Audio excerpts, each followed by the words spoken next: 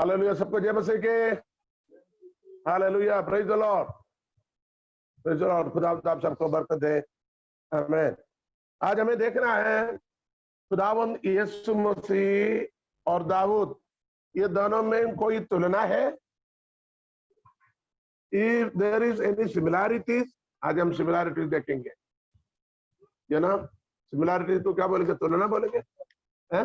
अंदर नहीं, और डिफरेंस है, समानता। Okay, the similarities between David and Jesus, यानी समानता है। अंदर को हम बाद में सीखेंगे, अभी समानता देखिए। हालेलुया। अब कुछ ऐसी बातें हमने सीखा हुआ है, लेकिन आज की टॉपिक के अंदर हम उसको थोड़ी थोड़ी शब्दों में कहेंगे। दाऊद राजा और खुदावंद यीशु मसीह दोनों यहूदा की गोत्र में पैदा हुआ।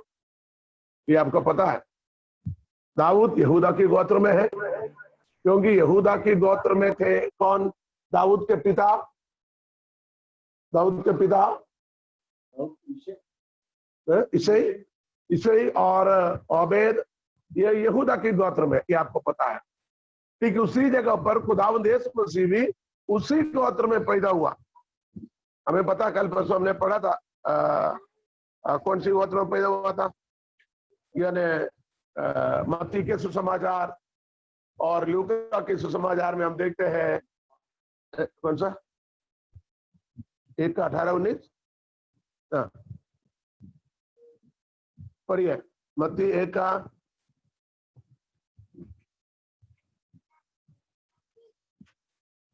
लूका में उसके बारे में साफ लिखा हुआ है।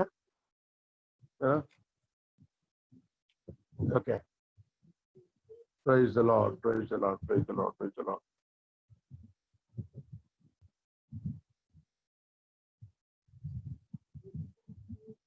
चैप्टर 2 वर्स 4, लूका के सुसमाचार 2 अध्याय 4 आयत पढ़िए।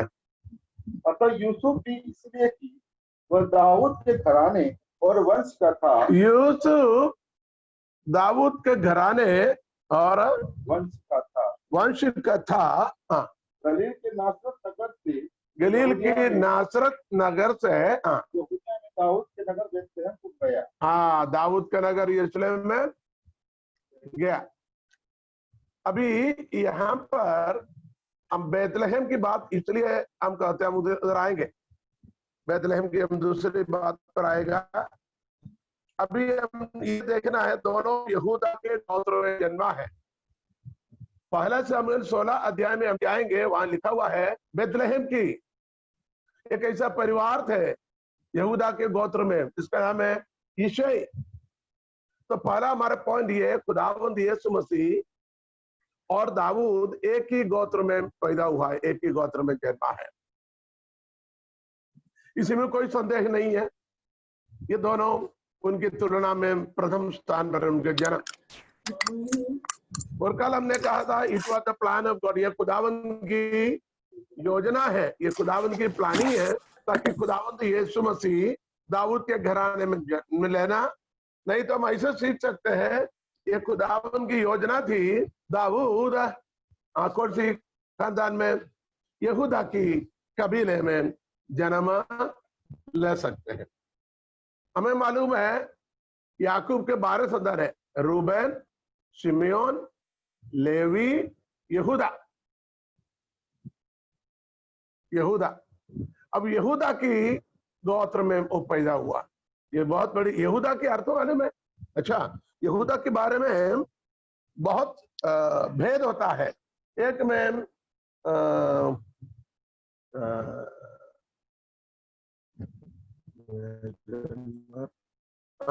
न्यायों के पुस्तक में जाएंगे, न्यायों के पुस्तक में जाएंगे, वहां एक शब्द में आपको पढ़कर सुनाता हूं, यहूदा के अर्थ बताता हूं, है ना। न्यायों की पुस्तक, हालेलुया, प्रेज गॉड।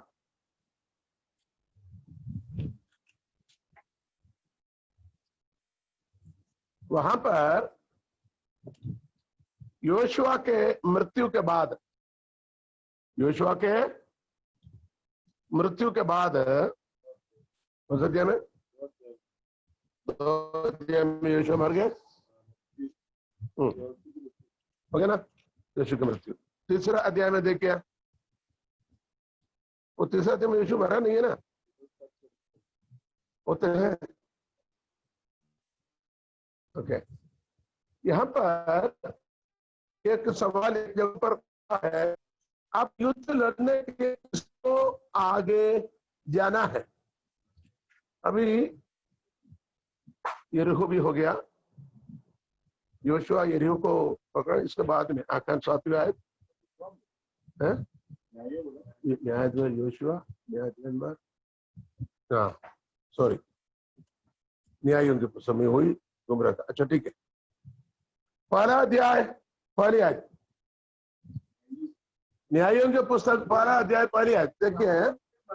हाँ, इजरायलियों ने यहोवा से पूछा, हाँ, कनानियों के विरुद्ध लड़ने को हमारी ओर से पहले कौन चढ़ाई करेगा? हाँ, यहोवा ने उत्तर दिया, हाँ, यहूदा चढ़ाई करेगा। यहूदा चढ़ाई लड़ाई करेगा। वहां देखे, वहां यहोशू की मृत्यु हो गया, अब इस्राएल लोगों को आगे बढ़ाना है। अब उसको बढ़ाना चाहिए, कौन करना चाहिए, कौन चढ़ाई के लिए, युद्ध के लिए किसको आगे जाना है? शायद रूबेन को भेजना चाहिए, तो रूबेन सबसे बड़ा है। लेवी का ड्यूटी परमेश्वर की आराधना के संबंध में, ठीक है, उसका रहने दिया। रूबेन शिमयोन को भेज सकता था, रूबेन को भेज सकता था, लेकिन खुदा से पूछा तो वहां पर कहता है कौन निकले? यहूदा निकले। यहूदा जब जन्म लिया था, उस शब्द को अर्थ दिया हुआ स्तुति। यहूदा शब्द की अर्थ होता है प्रेज। ध्यान से सुने, अब इसके अंदर के संदेश क्या मिल रहे हैं? संदेश ये मिलता है, यहूदा की गोत्र को परमेश्वर ने पहले से चुना हुआ है। परमेश्वर ने पहले से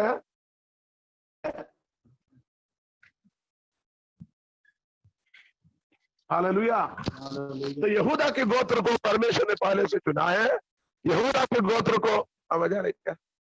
यहूदा के गोत्र को परमेश्वर की पूर्व निर्धारित योजना थी, इसलिए आगे इस्राएल को चढ़ाने के लिए, चलाने के लिए खुदा ने किसको चुना? यहूदा को चुना। यहूदा नाम के अर्थ होता है स्तुति, प्रेज, ऐसा शब्द उसके बारे में लिखा गया है। हम परमेश्वर को धन्यवाद देते हैं। हालेलुया। हाँ पढ़ो। सुनो, मैंने इस देश को उसके हाथ में दे दिया है। हाँ पढ़िए। तब यहूदा, यही वाली, चढ़ाई करेगा। तब यहूदा ने अपने भाई शिमोन से कहा, मेरे संग मेरे भाग में आ कि हम कनानियों से लड़ें, और मैं भी तेरे भाग में जाऊंगा। अतः शिमोन उसके संग चला और यहूदा ने चढ़ाई की। उसके 4 आयत पढ़िए। और यहूदा ने चढ़ाई की, यहूदा ने चढ़ाई की, और यहोवा ने कनानियों और फिलिस्तियों को उसके हाथ में कर दिया। हाँ, तब उन्होंने बेजेक में उनमें से 10,000 पुरुष मार डाले। देखो, हम यहूदा के गोत्र की खासियत बता रहा था, और खुदावंद यीशु मसीह के बारे में प्रकाशित वाक्य में कहता है वो यहूदा की कबीले की गोत्र की शेर है वो। हालेलुया। तो यहूदा की गोत्र में यीशु मसीह को जन्म लेना, ये खुदावंद की योजना है। इसी में हम कभी मैं इससे सोचता हूं, खुदावंद चाहिए तो और किसी को भी इस्तेमाल कर सकता था और किसी गोत्र को भी चुन सकता था, लेकिन दाऊद के बारे में हम सीखते था, दाऊद परमेश्वर की मन वाला मनुष्य, परमेश्वर का वैसे मनसा वाला है, और परमेश्वर की बड़ी प्रेम दाऊद के साथ था। वो दाऊद कौन सी घराने में आया था? यहूदा के घराने में। तो परमेश्वर को धन्यवाद देते हैं, खुदावंद यीशु मसीह और दाऊद एक ही घराने में पैदा हुआ है। दूसरा हम देखेंगे, दोनों की जन्म बेतलहम में हुआ। भले गलील से जोसेफ निकला है, वो नासरत में जाकर रहा है, लेकिन यीशु मसीह के जन्म के समय पर वहां की राजा ने एक आदेश दिया, सभी अपनी सेंसस क्या बोलेंगे, जनगणना के लिए सभी लोगों को यरूशलेम में आना है। कहाँ आना? यरूशलेम में ही आना है, यरूशलेम में आना। लेकिन उसके बारे में पढ़िएगा, हम निर्वाचन में पढ़िएगा, मत्ती की 12 अध्याय में भी लिखा हुआ है। ओके,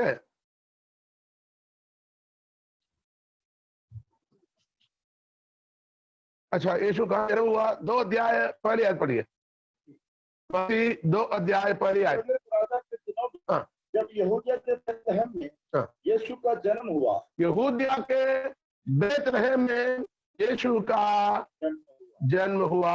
हालेलुया, यीशु का जन्म हुआ। दूसरे अध्याय में आगे स्वर्गदूत गलील की शहर में जाकर मरियम से बात तो किया है, लेकिन वो गर्भवती, पवित्र आत्मा से गर्भवती हुई। गर्भवती होने के बाद में जन्म की पहले ये घटना हुआ। वो घटना दूसरे अध्याय लूका सुसमाचार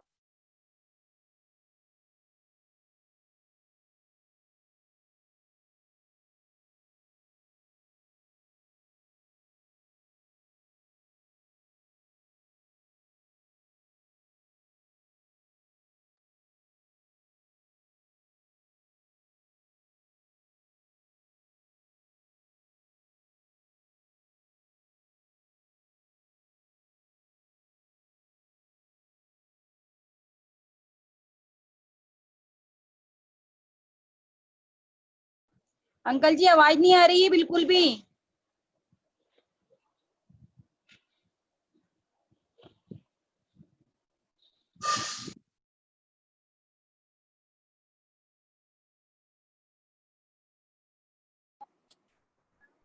डिस्कनेक्ट हो गया, म्यूट है पप्पा का माइक्रोफोन।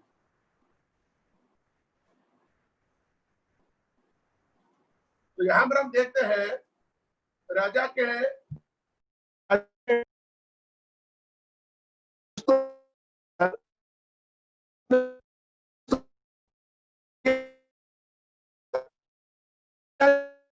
नाम लिखवा दिया। राजा की आज्ञा देता कि सभी लोग कंपल्सरी जरूरी जाकर नाम लिखवाना। उस समय पर न किसी बहनों के अलग रखना, या बुजुर्गों के अलग रखना, या माताओं को अलग रखना, या कोई बीमारों को अलग रखना, या गर्भवतियों को मना करना, ऐसे कोई नियम नहीं था। सभी को जाना जरूरी था, राजा के आदेश भैया। तो सबके साथ वहां को दुनिया की कोने से, अर्थात सूर्य देश के, फलस्तीन देश के, जहाँ जहाँ लोग रहता है वहां से हर किसी को जाना जरूरी था। जब जैसे वो लोग जा रहे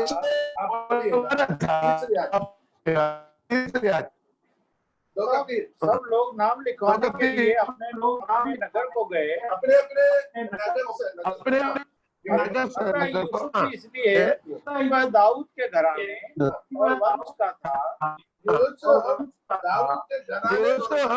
दाऊद के घराने और वंश नगर से, गलील के नासरत नगर से, यहूदिया में दाऊद के नगर बैतलहम को गया। दाऊद के नगर बैतलहम को गया। दाऊद के नगर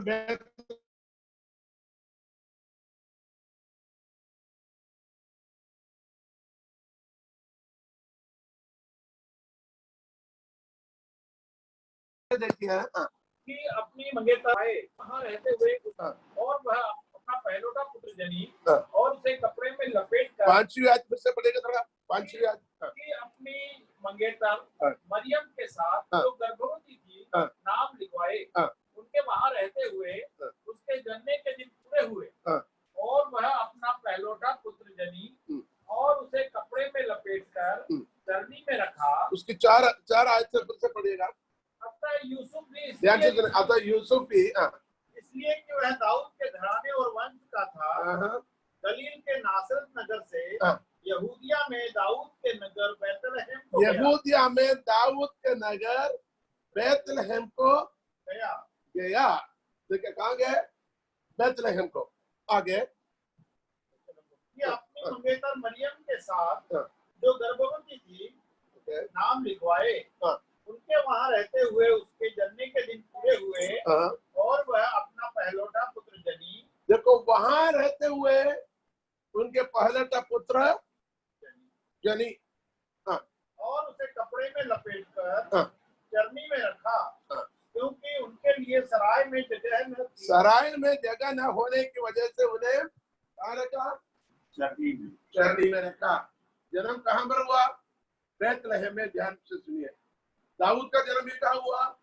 बैतलहम में। और बैतलहम को दाऊद का नगरी कहा जाता। बैतलहम दाऊद का नगर है। तो यीशु मसीह का जन्म भी बल्कि कहां से आया है? कहां के थे लोग? आया कहां से? गलील से। गलील से, गलील की नसरत शहर से चलते चलते चलते चलते बैतलहम में आया। क्यों आए भैया? आप बोलेंगे जनगणना के लिए, अपने नाम लिखवाने के लिए आए, लेकिन मैं कहता हूं परमेश्वर की वचन या ना भविष्यवाणी को पूरा होने के लिए ऐसे ही आना पड़ा। हालेलुया। परमेश्वर की वचन को पूरी होना, भविष्यवाणी को पूरा होने के लिए वो वहां पर आकर उसका जन्म हुआ। आज हम देख रहे हैं दोनों की जन्म बैतलहम में हुआ। इसके लिए एक और शब्द पढ़ना है तो मीका 5:2 पढ़िए। यीशु मसीह के जन्म के बारे में भविष्यवाणी थी मीका की प्रवचन पुस्तिका 5 अध्याय 2 आयत। 5:2। तो बैतलहम एफ्राता, हे बैतलहम एफ्राता, हे बैतलहम एफ्राता, यदि तू ऐसा छोटा है, यदि तू ऐसा छोटा है कि यहूदा के हजारों में गिना नहीं जाता, यहूदा की हजारों में गिना नहीं जाता, तो भी तुझ में से मेरे लिए एक पुरुष निकलेगा, एक पुरुष निकलेगा जो इस्राएलियों में प्रभुता करने वाला जो होगा, इस्राएलियों में प्रभुता करने वाला, और उसका निकलना प्राचीन काल से, उसका निकलना प्राचीन काल से वरन अनादि काल से होता आया है। पहले मैंने एक बात किया, उसका पूर्वकालीन योजना है। यहाँ पर कहता अनादिकाल से। मैं कहता हूं दुनिया की उत्पत्ति के पहले ये खुदावंद की योजना थी। खुदावंद मुजस्सिम होने के लिए बैतलहम को चुना जाता। देखिए खुदावंद की योजना कैसी। खुदा हमारे लिए एक नजात हंदे को बैतलहम में भेजा गया। आपको पता है बैतलहम के बारे में जब हम सीखता है, ये बैतलहम दुनिया की बीचों बीच की शहर है।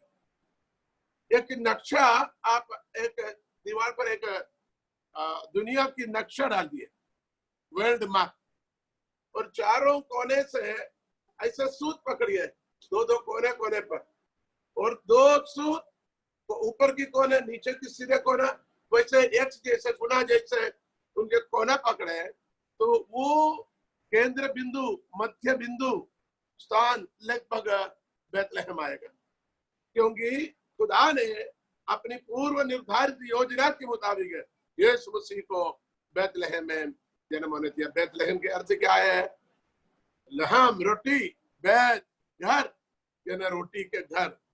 भूखे रहने वाले, आत्मिक भूखे रहने वाले मानव जाति के लिए, हालेलुया, रोटी को अर्थात जीवन की रोटी को लेकर वो दुनिया के बीचों बीच उतराया, जिसका नाम है जीवन देने वाला, जीवन दाता, अनंत जीवन की स्वामी खुदावंद यीशु मसीह। उसके पवित्र नाम को हम शुक्र करते हैं। हालेलुया। तीसरी बात, दोनों समाज के अच्छे जाने माने परिवार में जन्म। यीशु उस जमाने की, आपको पता है, कल परसों हमने सीखा, इसलिए हम आयतों को लेना नहीं चाहता। दोनों समाज के अच्छे जाने माने परिवार में पैदा हुआ। दाऊद यिशै के परिवार में। यिशै उस जमाने की, उस बैतलहम का प्रभु थे, राजा के जैसा पद थे, न्यायाधीश थे, इतने बड़े अधिकार पद उनका पास थे, इतना जाने माने व्यक्ति थे। उस घर में दाऊद के जन्म हुआ। उसी तरीके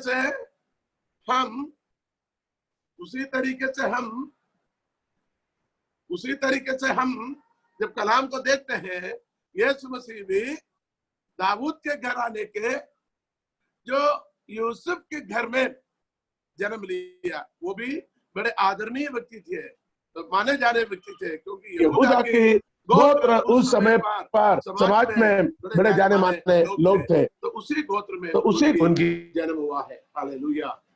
हम परमेश्वर की धन्यवाद देते हैं। हालेलुया। अब हमें तीसरे पॉइंट ये देखना है ना, 2-3 पॉइंट हमने बताया। पहला, यहूदा के गोत्र में दोनों का जन्म हुआ, बैतलहम में जन्म हुआ, दोनों समाज जाने वाले परिवार में जन्मा है। चौथी बात ध्यान से देखिए, दोनों के भाइयों के द्वारा सताया गया। दाऊद के भाइयों ने, अपने घर के लोगों ने उन्हें क्या किया? एकदम रद्द किया, तुच्छ जाना। हमने कल परसों में वजन में पढ़ा, 118वीं भजन संहिता 22 में लिखा है, राज मिस्त्रियों ने जिस पत्थर को निकम्मा ठहराया, खुदा ने उसको कोने का सिरे का पत्थर बनाया।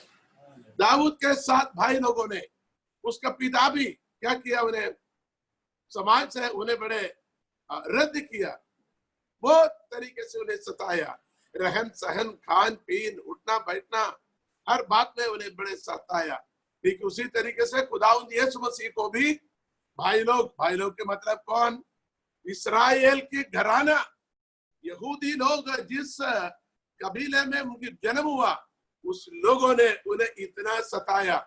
आप सुसमाचार को पढ़कर देखिए, यीशु मसीह के जन्म से लेकर मृत्यु तक हम जाएंगे, यहूदी लोगों ने उनके ऊपर ये बड़ी परेशानियों को डाला, जोखिम में डाला, सवाल किया, बदनाम करने को चाहा, और उनके ऊपर सवाल उठा। उनके परमेश्वरत्व शब्द को ध्यान सुनिए, परमेश्वरत्व यानी परमेश्वर होने का।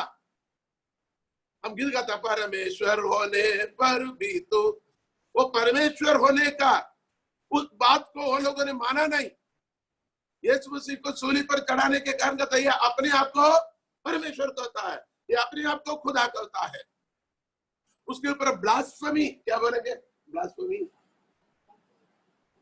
ब्लास्फेमी अंग्रेजी बोलते हैं, उसकी गलत दोष क्या? नहीं, ब्लास्फेमी वो नहीं है, ईश निंदा। Correct, thank you. ईश निंदा हिंदी में कहता है, ईश निंदा, ब्लास्फेमी यीशु मसीह के ऊपर। यीशु मसीह को सूली पर चढ़ाने के कारण नहीं था, और कोई कुछ मिला नहीं, क्योंकि ये अपने आप को परमेश्वर कहता है, परमेश्वर का बेटा कहता है। खुदावंद यीशु मसीह को जब सूली पर चढ़ाया, उसके ऊपर एक पट्टियां लगाया, उसमें क्या लिखने का था? ये परमेश्वर का पुत्र है करके इसने आप में कहा। ये लिखने को बोला है, लेकिन लिखे हुए क्या लिखा? यीशु नासरी, यहूदियों के राजा।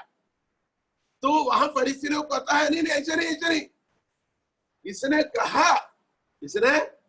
कहा यीशु नासरी यहूदियों के राजा है करके इसने कहा, ऐसे लिखो। तो पिलातुस ने क्या बोला? मैंने जो लिखा सो लिखा, जो लिखा तो लिखा। तो देखिए, यहूदी लोगों ने यीशु मसीह के ऊपर इतनी सतावा, इतनी क्या। हम ये देख रहे था चौथे पॉइंट में, समाज परिवार के लोगों ने, दोनों लोगों ने इतनी सताया गया, और दोनों समाज परिवार के जिन्होंने उन्हें निरादर किया, आदर भी नहीं किया। जीवित रहकर दाऊद को साथ बिठाकर खाना नहीं खिलाया, अच्छे कपड़े नहीं पहनाया, साथ में रखा नहीं। बाकी भाई लोग खाते पीते मस्ती करते घर में रहते, ये छोटा सा नन्हा सा प्यारे बच्चे को जंगल में भेज देते नौकरों के साथ। और जैसे कल परसों हमने कहा था, उसको घर के किसी कोने पर रखता था, क्योंकि उसको कभी उनके साथ दस्तरखान यानी खाने के मेज पर नहीं बिठाया। इसलिए दाऊद कहता है, तूने मेरे दुश्मन के सामने मेरे लिए मेज बिछाया। कभी दाऊद के लिए मेज नहीं बिछाए थे, कभी भाइयों के साथ एक साथ बैठने के अवसर नहीं दिया था, लेकिन खुदा ने उसके लिए दुश्मनों के सामने मेज बिछाया। हालेलुया। तो पांचवी बात है, दोनों समाज, दोनों यीशु मसीह और दाऊद, दोनों समाज के लोगों ने उन पर निंदा किया। यीशु को भी अपने लोगों ने आदर नहीं किया। यीशु मसीह ने खुद ने कहा, किसी भी नबी अपने शहर में आदर के योग्य नहीं है। और भाई लोगों ने बोला तू बड़ा बनना चाहता तो यरूशलेम में जाओ, शहर में जाओ, तो यहां बड़ा अपने आप को बड़ा करते हो, बड़ा बनना तो तुम जाओ बड़े बड़े शहरों में जाओ करके भाई लोगों ने उसको निंदा किया था। आप इस बात को ध्यान रखते हैं। और दोनों चरवाहे थे। दाऊद क्या थे? अपने पिता के भेड़ बकरियों को चलाता बड़ा चरवाहा थे दाऊद। खुदावंद यीशु मसीह क्या है? सच्चा चरवाहा, ग्रेट ग्रेट क्या बोलेंगे? महान चरवाहा। यूहन्ना 10 अध्याय निकाले, यूहन्ना 10 अध्याय इतनी अच्छी आनंदित बातें हम दिखाई देता। यूहन्ना के सुसमाचार 10 अध्याय में पहली आयत से, मैं तुमसे सच सच कहता हूँ कि जो कोई द्वार से भेड़शाला में प्रवेश नहीं करता परंतु किसी दूसरी ओर से चढ़ जाता है वह चोर और डाकू है। परंतु जो द्वार से भीतर प्रवेश करता है वह भेड़ों का चरवाहा है। वो भेड़ों का चरवाहा है। आगे उसके लिए द्वारपाल द्वार खोल देता है और भेड़ें उसका शब्द सुनती हैं और वह अपनी भेड़ों को नाम लेकर बुलाता है और बाहर ले जाता है। जब वह अपनी सब भेड़ों को बाहर निकाल चुकता है तो उनके आगे आगे चलता है और भेड़ें उसके पीछे पीछे हो लेती हैं क्योंकि वे उसका शब्द पहचानती हैं। परंतु वे पराये के पीछे नहीं जाएंगी परंतु उससे भागेंगी क्योंकि वे परायों का शब्द नहीं पहचानते। यीशु ने उनसे यह दृष्टांत कहा परंतु वे ना समझे कि ये क्या बातें हैं जो वह हमसे कहता है। अब इस सातवीं पढ़े, हमें नाम यीशु ने फिर कहा, तब यीशु ने उनसे फिर कहा, मैं तुमसे सच सच कहता हूँ भेड़ों का द्वार मैं हूँ। जितने मुझसे पहले अब 11वीं आयत पढ़िए। अच्छा चरवाहा मैं हूँ, अच्छा चरवाहा मैं हूँ। अच्छा चरवाहा भेड़ों के लिए अपना प्राण देता है। देखिए हम बात ये सीख रहे, दाऊद भी चरवाहे थे, यीशु कहता मैं भी चरवाहा हूँ। ये हम सब आत्मिक लोग ये सब जानते हैं हमारा चरवाहा कौन है। दाऊद नहीं बल्कि खुदावंद यीशु मसीह है, वो ही अच्छा चरवाहा है। हम उसके नाम के धन्यवाद देते हैं। हालेलुया। अब आगे हम देखेंगे दाऊद परमेश्वर को इतना प्यार करते थे, ये सब कुछ होने के बाद भी कभी भी दाऊद ने परमेश्वर के खिलाफ कुछ नहीं कहा। जैसे कि ईश निंदा, प्रभु ऐसे क्यों हुआ, मेरे माता पिता ने क्यों छोड़ा, प्रभु तू उसके ऊपर न्याय करना, मेरे भाई लोगों ने मेरे विरुद्ध ये किया, प्रभु तू उन पर न्याय करे, उन पर सजावा दे, उन्हें ऐसे करे, उन्हें सजा दे। कुछ नहीं किया। वो परमेश्वर को प्यार करते थे और प्रभु की आराधना जंगल में भी बैठकर, हालेलुया, जंगल में भी बैठकर भेड़ बकरियों के साथ जंगल में भी रहता, तब भी वो परमेश्वर की महिमा के गीत गाकर अपने सितार में गाना गाकर बजाकर खुदा उनको शुक्रगुजारी करते थे। अधिकतर भजन संगीता अपने जंगल की सफर में उसने लिखा है।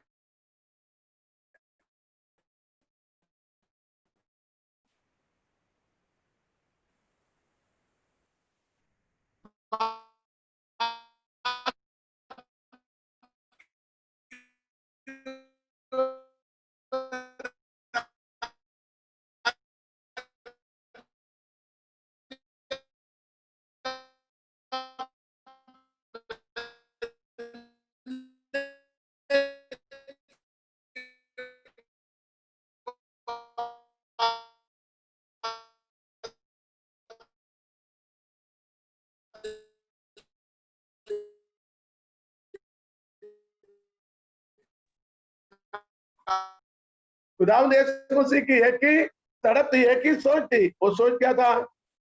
क्या सोचते हैं? ताकि मेरे पिता की मर्जी को पूरी करना। एक बार खुदावंद यीशु मसीह ने व्यथा में, परेशानी में या आने वाले समस्या के बारे में सुनकर किसी न किसी अपनी मानवता में, अपने इंसानियत में, अपने मानवता में उसने कहा खुदा हो सके तो ये प्याला मुझसे डाल दिया जाए। लेकिन तुरंत उसने उस स्टेटमेंट को, प्रार्थना को वापस कर दिया, खुदा मेरी मर्जी नहीं आपकी मर्जी हो जाए, क्योंकि वो परमेश्वर को प्रेम रखते थे। हालेलुया। तो संदेश क्या है? हमें भी परमेश्वर से प्रेम रखना चाहिए। हालेलुया। अब हालेलुया, परमेश्वर भी दोनों को ऐसा प्यार करते थे।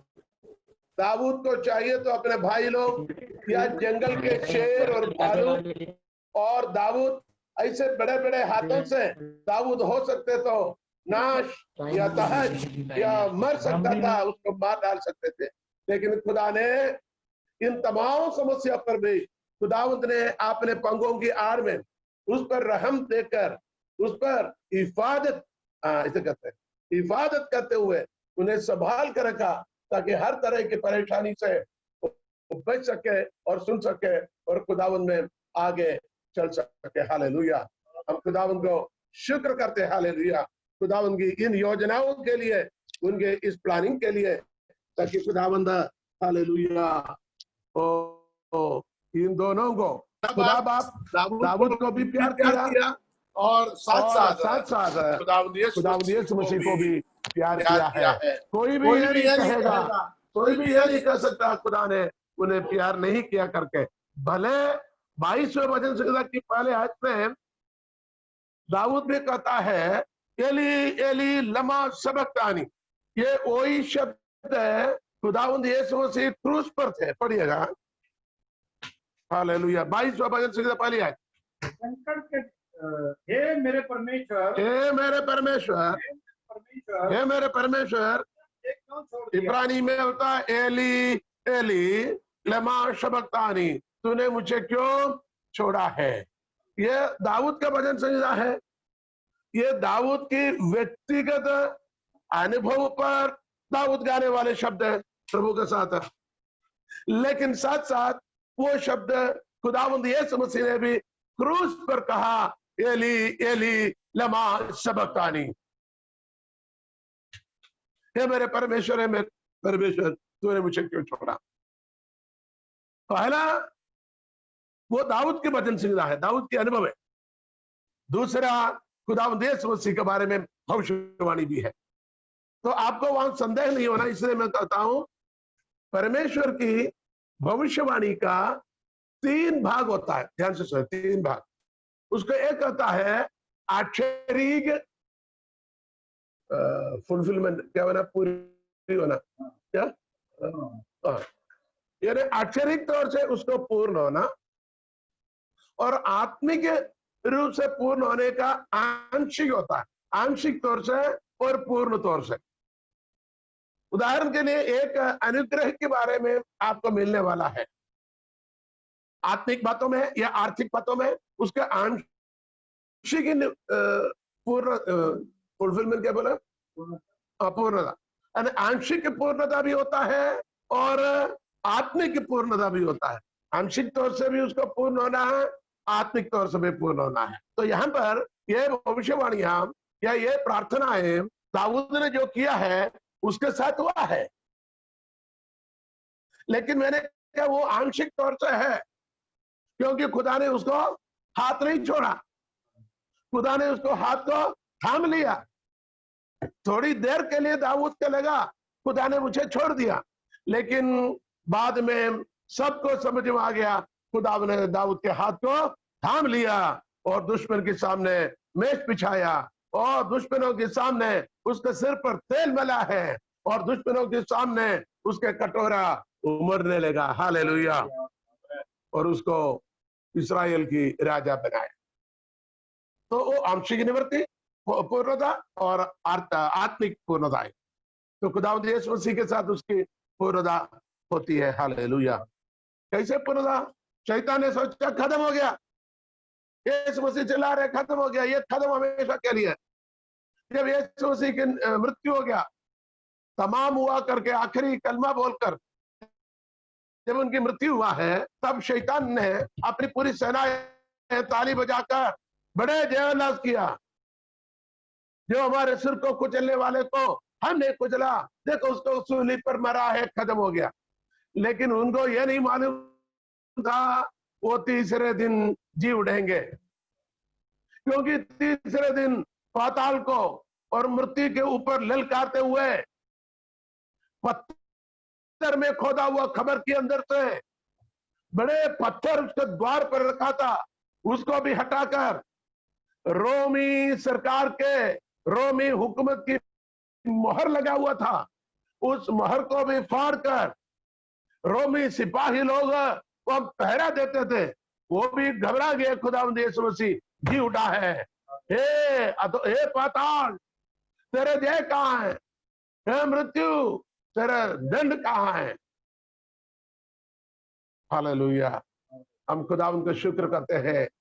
हालेलुया। दोनों क्या हुआ था? पहले दोनों को परमेश्वर ने हालेलुया प्यार किया है।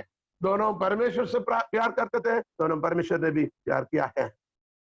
दोनों परमेश्वर की आज्ञाओं का पालन किया है।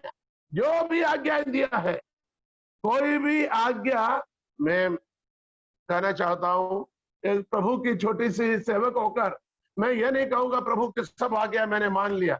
कई आज्ञा हमने भी अनदेखी और अनसुनी किया है। लेकिन दाऊद के बारे में या खुदावंद यीशु मसीह के बारे में आप छानबीन करें, एक भी शब्द को, एक भी वचन को, एक भी कलाम को वो लोगों ने ठुकराया नहीं, बल्कि पूरी पूरी पूरी उन पर चला। योना की छत पे और समाचार में भी लिखा गया, जो मुझे पहले करता है वो मेरे आज्ञाओं को पालन करता है। जो करता है मैं तुझे प्रेम करता हूँ, और जो विधियों पर नहीं करता वो झूठा है। हालेलुया। कभी कभी हम झूठे बन जाते, कभी हम उसके पूरे विधियों पर बराबर जिस तरीके से खुदा चाहता वैसे हम शायद नहीं मिल पाता, नहीं कर पाता। लेकिन दाऊद के विषय में और यीशु मसीह के दोनों खुदा के तमाम आज्ञाओं को पालन करता था, हुक्म को पालन। और दोनों के ऊपर, दाऊद के ऊपर भी, यीशु मसीह के ऊपर भी बाप के कठिन आज्ञा, कठिन कमान हुक्म,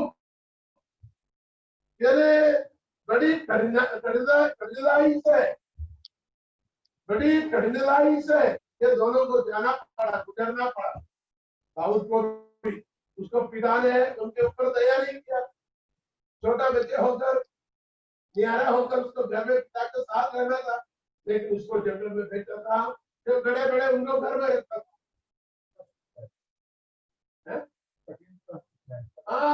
कठिन आज्ञाओं को, कठिन आज्ञा है दोनों के ऊपर। दाऊद की कहानी पर मालूम बहुत सारे विरोधियों से गुजरना पड़ा, उसकी छोटी उम्र के अंदर। खुदावंद यीशु मसीह के जीवन में भी पिता ने कितने कठिनाइयों के उसे गुजरना पड़ा।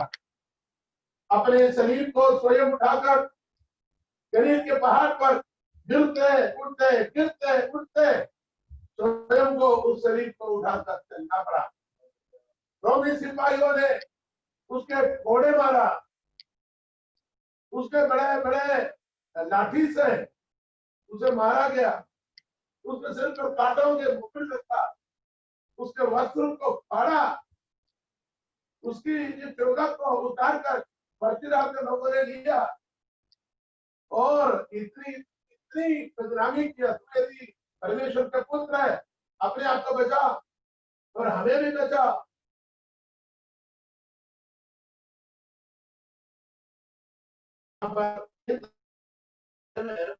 खुदावंद यीशु मसीह को मालूम था की बगीचे में आकर उन्हें व्यक्ति खुदा हो प्याला मुझसे खा लिया जाए। लेकिन ये खुदावंद की योजना थी, इस प्याले को, इस मुश्किल की, ये मुसीबत की, ये परेशानी की, ये निंदा की, ये शराब की, ये प्याला को खुदावंद यीशु मसीह को सहन करना था, शरीर की मृत्यु की। क्योंकि उस मृत्यु के द्वारा, उस प्याले के द्वारा तमाम मानव जाति के उद्धार, नजात, जीवन मिल सकते थे। हालेलुया। दोनों के ऊपर, खुदावंद यीशु मसीह के ऊपर भी, दाऊद के ऊपर भी उनके पिताओं ने बड़े कठिन आज्ञा को रखा। आगे देखिए, दोनों से उनके पिता ने मुंह मोड़ लिया। ये बात जल्दी समझने के लिए खुदावंद यीशु मसीह गतसमने की बाग में जो विनती किया, वेद शास्त्रियों ने कहा खुदा ने उस दुआ के सामने खुदा बाप ने क्या किया? मुंह मोड़ दिया, अनसुनी किया। सुनने के बाद भी खुदा ने अपने हृदय को, एक बाप ने, मैं बताऊं, एक बाप ने अपने दिल को कठिन किया। शायद दाऊद के पिता यिशै को इस बेटे पर थोड़ा दया रहम हो सकता है। इसी वजह से उनके भाई लोगों ने दाऊद को और उनके मां को मार डालने के, पत्थर मारने की योजना थी, लेकिन पिता ने क्या बोला? उन्हें मारो मत, उन्हें रहने दीजिए, और इसको अपन क्या करेंगे कि नौकर के स्थान पर रखेंगे। इसी तरीके से शायद दाऊद के हृदय के अंदर उस बेटे के प्रति थोड़ा दया तो है, लेकिन इन बेटों की हट्टे कट्टे साफ जवान बेटों की वजह से, समाज के पुर्णियों की वजह से उस पिता को भी क्या करना पड़ा?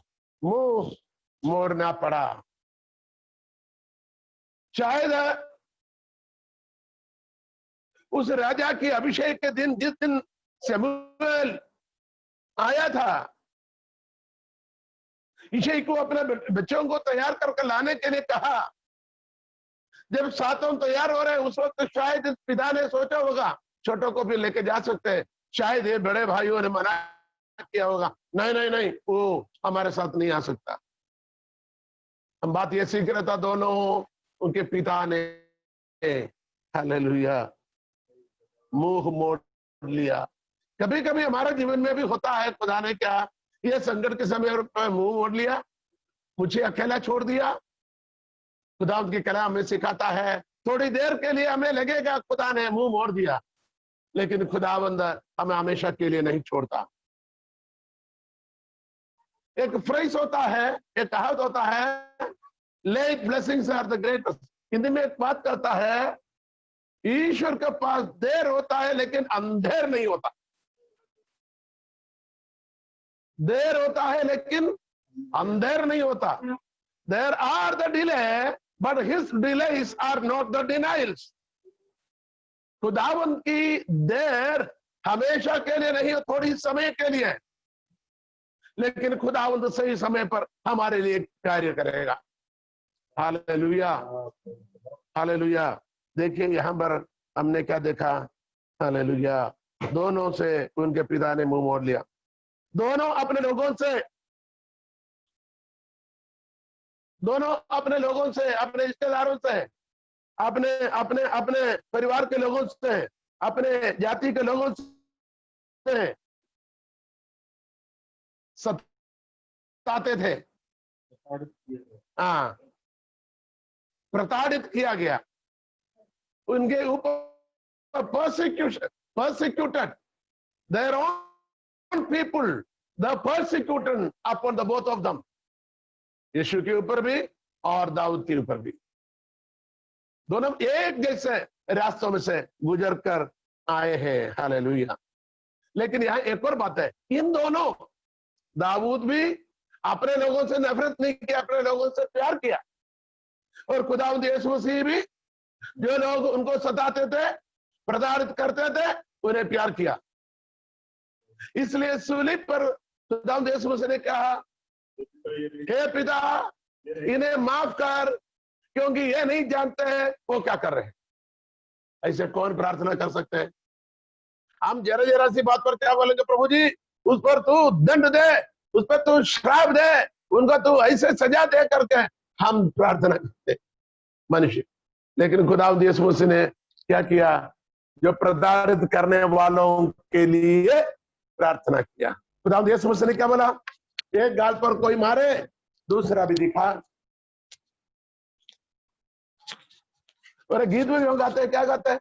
दुश्मनों से प्रेम मेरा कहना है, पड़ोसी से प्रेम तुमने सुना है, दुश्मनों से, हाँ, पड़ोसी को प्यार करना है, अपने जैसे प्यार करना है, दुश्मनों से प्रेम रखना, दुश्मन को भूख लगे तो खाने को देना है। देखिए खुदावंद ने कैसे कैसे बातें हमने सिखाया। ये दोनों के हृदय को हम यहाँ देख सकता है। दोनों जो उन्हें सताते थे, उनसे प्यार करने लगे, दोष के बदले दोष नहीं किया, बुराई के बदले बुराई नहीं किया, पीड़ना के बदले पीड़ना नहीं किया, बल्कि उनके लिए माफी मांगकर पिता से प्रार्थना किया, इन्हें माफ कर, ताकि ये नहीं जानते हैं क्या करते हैं।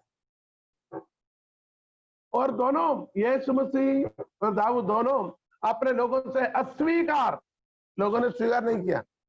खुदा यीशु मसीह कहते वो अपने लोगों में गया, लोगों ने उन्हें ग्रहण नहीं किया। दाऊद को भी अपने भाइयों ने ग्रहण नहीं किया, खुदा यीशु मसीह को भी अपने लोगों ने ग्रहण नहीं किया। हालेलुया। दोनों को किसी करीबी लोगों ने धोखा दिया, दोनों को जिस पर विश्वास करते थे करीबी लोगों ने धोखा दिया। आमीन। ये कौन है? दाऊद जब राजा बनने के बाद अहीतोफेल नामक एक मनुष्य था। अहीतोफेल ने एक षड्यंत्र रचा दाऊद के खिलाफ एक षड्यंत्र रचा। अहीतोफेल, अहीतोफेल, उसने एक षड्यंत्र रचा। जब दाऊद के कान में आया तो दाऊद ने प्रार्थना की, परमेश्वर यहोवा अहीतोफेल की षड्यंत्र को, योजना को सफल ना करना, विफल कर दे, उनको मारो, दंड दे करके नहीं बोला। ठीक है, उसी तरीके से खुदावंद यीशु मसीह के 12 चेले में से एक, जिसका नाम यहूदा इस्करियोती, जिन्होंने यीशु को पकड़वाए।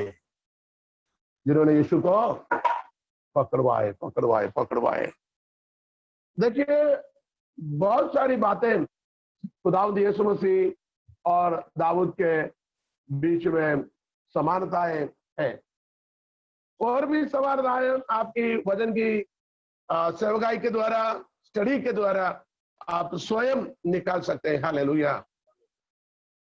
हमने एक बात को देखा, इन तमाम बातों को, जितने को हमने देखा, 1 2 3 4 5 6 7 8 9 10 11 12 13 14, हम 14 बात खा मैंने, ठीक है। एनीवे, यहाँ पर हम 12-13 बातों को जो हम सीखा है, इन बातों से एक बात आपको समझ में आ गया, खुदावंद यीशु मसीह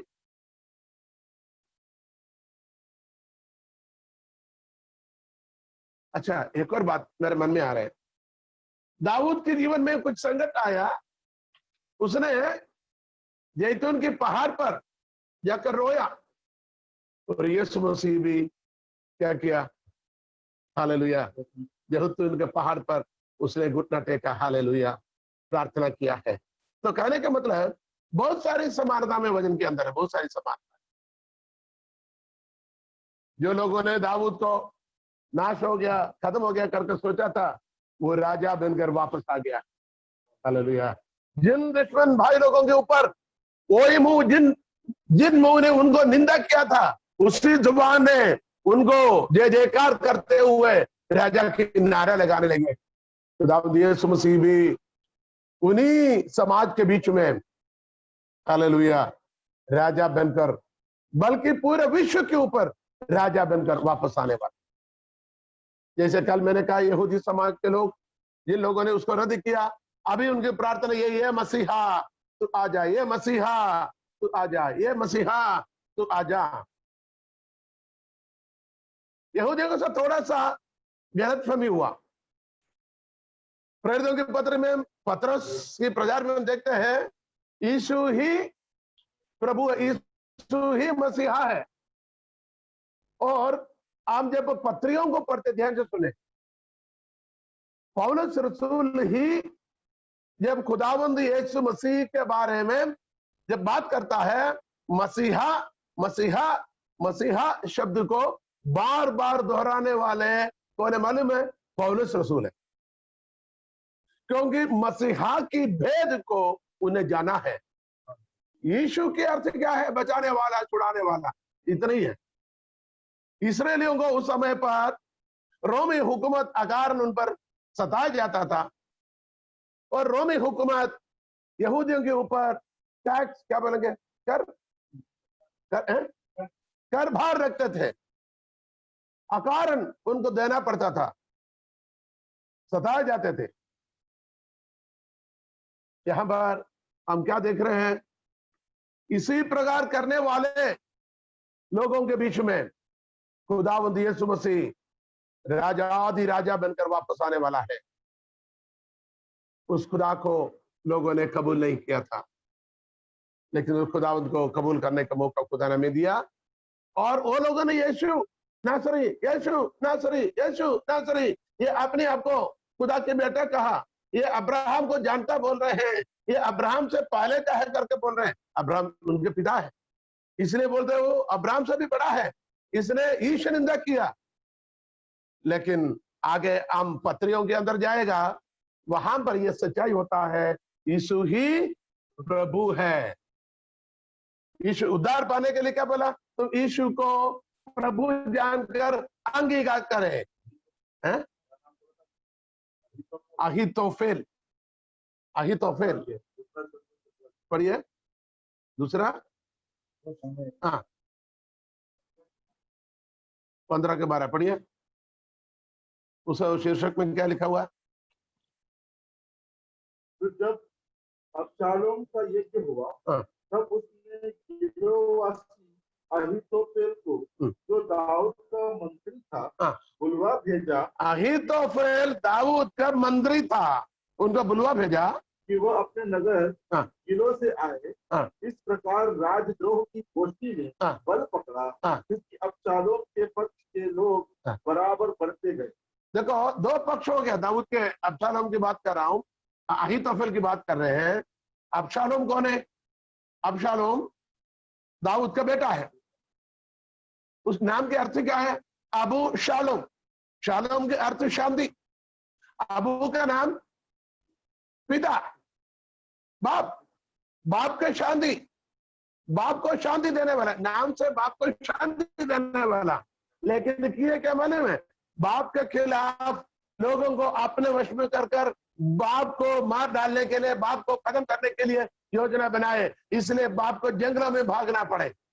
और अबू शालोम ने दाऊद के मंत्री को अपने वश में कर लिया।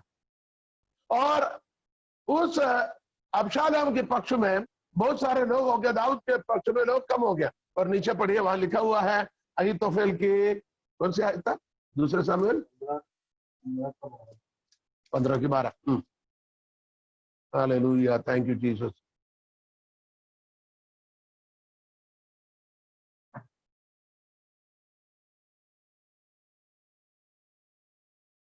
उधर नीचे पढ़िए ना, उसका ऐसे पढ़े, तेरा ऐसे। तब किसी ने दाऊद के पास जाकर यह समाचार दिया, इस्राएली मनुष्य के मन अबशालोम की ओर हो गए हैं। तब दाऊद ने अपने सब कर्मचारियों से जो यरूशलेम में उसके संग से कहा, आओ हम भाग चले, नहीं तो हम में से कोई भी अबशालोम से न बचेगा।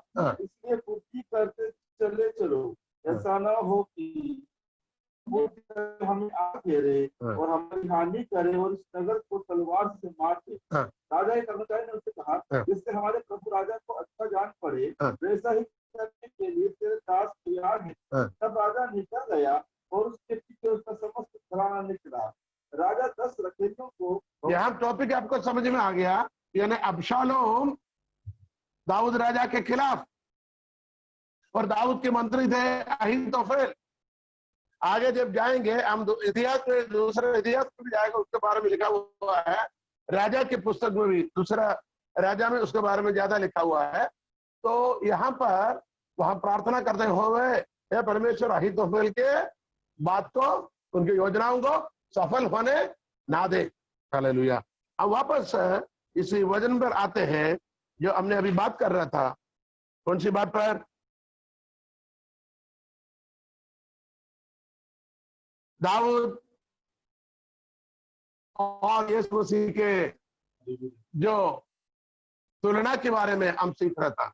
तो उस तुलना के अंदर हमने ये बात को जान लिया कि परमेश्वर कितना महान, ताकि किसी को उसने रद्द होने नहीं दिया, हाथ छोड़ने नहीं दिया, बल्कि उन्हें संभाल कर रखा, उन्हें पकड़े रखा। हालेलुया। हम परमेश्वर के लोग होकर आज हमें इस बात को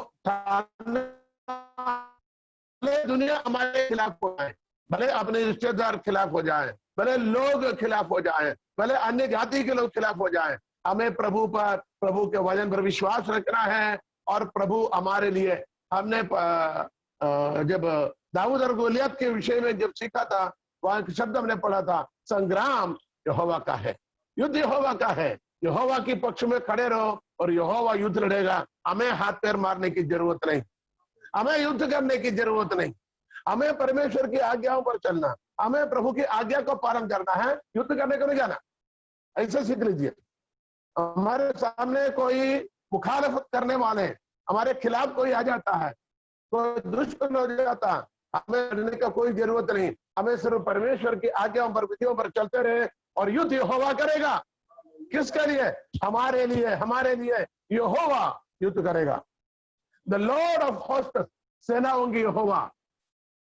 यहोवा की कई नाम है, उसमें से एक नाम है यहोवा द लॉर्ड ऑफ होस्ट, सेनाओं के यहोवा।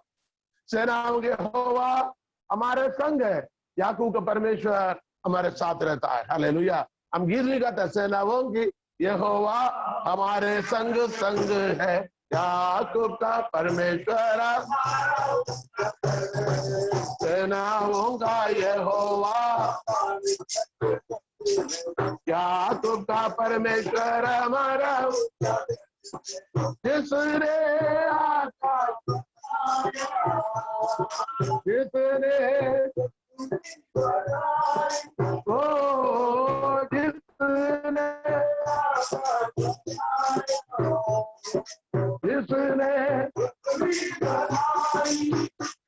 ओ सर्वशक्तिमान, ओ यहोवा हमारे संग है, ओ सर्वशक्तिमान, ओ यहोवा सेनाओं का यहोवा हमारे संग, याकूब का परमेश्वर हमारा उच्चल, सेनाओं का यहोवा।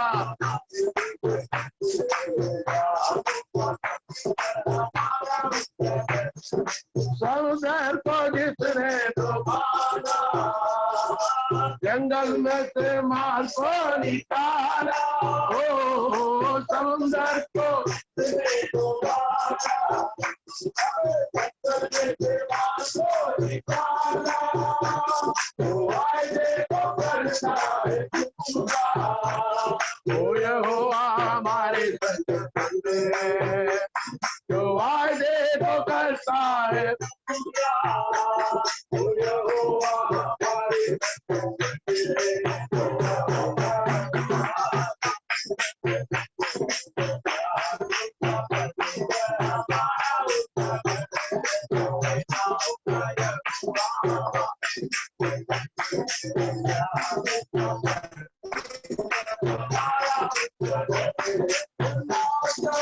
जिसने गिराया, ओ लाकर को गिराया,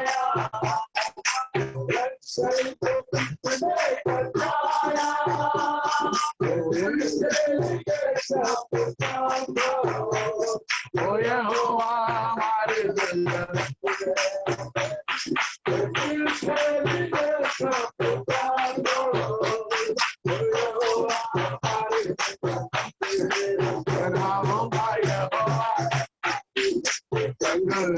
याकूब का परमेश्वर हमारा उद्धार, सेनाओं का यहोवा हमारे संग है।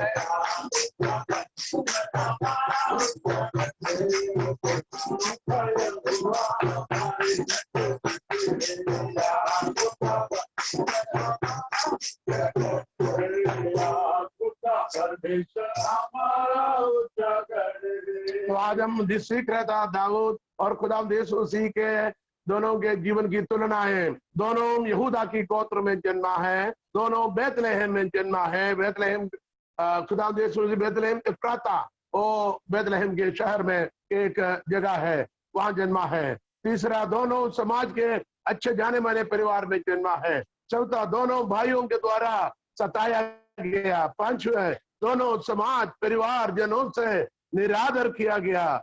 छठवां, दोनों चरवाहा थे और यीशु मसीह बड़ा चरवाहा बनकर दुनिया में आएगा, राजा बनकर आएगा। दोनों परमेश्वर से प्यार करते थे, दोनों को परमेश्वर ने भी प्यार किया है। दोनों ने परमेश्वर की आज्ञाओं को पालन किया। दोनों के ऊपर उनके पिता के कठिन आज्ञा को रखा गया। दोनों से उनके पिता ने मुंह मोड़ लिया। दोनों अपने लोगों से, जो लोग उन्हें सताया गया, साथ साथ दोनों जो अपने सताने वालों को, अपने भाई लोगों को, समाज लोगों को प्यार करते थे। हालेलुया। दोनों अपने लोगों से अस्वीकार किया है। दोनों को किसी करीबी लोगों ने धोखा दिया है। हालेलुया। दोनों जैतून के पहाड़ पर प्रार्थना किया है। हालेलुया। तो हम और भी तुलनाओं को सीखेंगे, लेकिन आज के लिए इतनी काफी है। हमें एक बात ध्यान में आ गया, खुदावंद यीशु मसीह, हालेलुया, और दाऊद में बहुत समानता है, बहुत समानता है। पूरी समानता तो नहीं है, लेकिन बहुत कुछ हमने देख लिया। और जैसे कि वचन में हमने पढ़ा था, ये खुदावंद की पूर्व योजना थी, ताकि खुदावंद यीशु मसीह यरूशलेम में जन्म होना है। हालेलुया। दाऊद के बारे में हमें मालूम है, दाऊद के पिता थे, इससे ही उनके पिता दादा थे ओबेद, उनके दादा थे बोअज। हालेलुया। कैसे जन्म? एक मोआबी स्त्री जिसके साथ उनके रिश्ता होने से उस बोअज के द्वारा उनकी जन्म हुआ। और मैंने कहा, एक होमवर्क आपको दिया हुआ है, खुदावंद यीशु मसीह के वंशावली जब हम सीखेंगे, उस वंशावली में पुरुषों के नाम लिखा जाता है। आपको पता है, पुराने नियम को पढ़ेंगे, इब्रानी विधि में यहूदियों के अनुसार पुरुषों के नाम लिखा जाता है किसी में वंशावली में, लेकिन नया नियम में खुदावंद यीशु मसीह के वंशावली आता है, वहां 5 स्त्रियों के नाम लिखा गया। 5 तरह की कैरेक्टर है, 5 होंगे, 5 स्वभाव है, लेकिन खुदावंद उनके द्वारा भी बहुत बड़े भेद हमें आने वाले दिनों में सिखाने वाला है। आज जो खुदा ने हमें वचन को सिखाया, उसके लिए खुदावंद पे शुक्र करें। आइए प्रार्थना में चले। खुदावंदा, हम शुक्रगुजार है जो तेरे वचन के लिए हम दिनों में सीख के आ रहे हैं। खुदावंद, हमें सिखाने वाले आप है परमेश्वर। हमारे जहनों को खोल, हमारे मन को खोल, ताकि तेरे वचन की भेदों को हम समझ सके और तेरे वचनों पर, तेरे विधियों पर चल सके। और खुदावंद, जैसे कि आप चाहते हैं, आपकी इच्छा के अनुसार हम भी जीवन बिताएं और अनुग्रह को प्राप्त कर सके। प्रार्थना सुना जाने के लिए धन्यवाद। खुदावंद यीशु नासरी के नाम से प्रार्थना करते हैं। Hallelujah. Thank you for listening and watching. खुदावंद आप सबको आशीष प्रदान करे। सबको जय मसीह की। अभी हम दुआ में जाएंगे।